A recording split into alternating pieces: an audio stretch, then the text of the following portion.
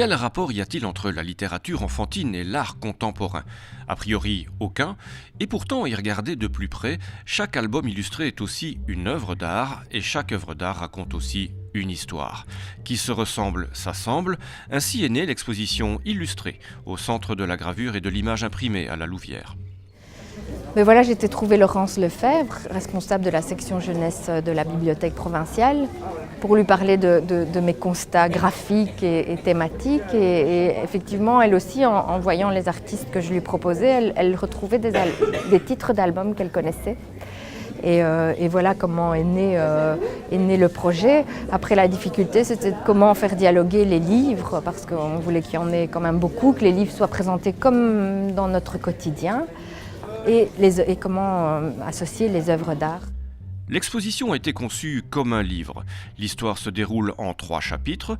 Elle aborde les grands thèmes de la littérature pour enfants, illustrés par Sarah Conti, Hello Monsters, Marilyn Copé et une quinzaine d'autres artistes. Finalement, comme dans tout récit, on plante le décor. Donc, la première thématique, c'est la mythologie de l'errance. Donc, c'est plutôt des artistes qui vont traiter du paysage et de ce qu'il représente, de sa symbolique, donc des paysages finalement intimes. Au fur et à mesure de l'exposition, on rentre dans la deuxième thématique où là, on commence à rencontrer tous ces habitants, les habitants de ces précédents paysages, qui sont ces monstres, ces êtres hybrides, liés aux animaux, mais plutôt fantasmagoriques.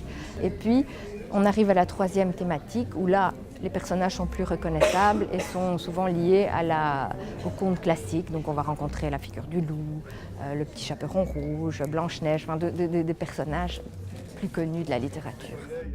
La visite n'est pas seulement réservée aux grands enfants, mais aussi aux plus petits. Un programme a été conçu pour les 5-12 ans et les familles par les bibliothécaires et les animateurs de la province de Hainaut.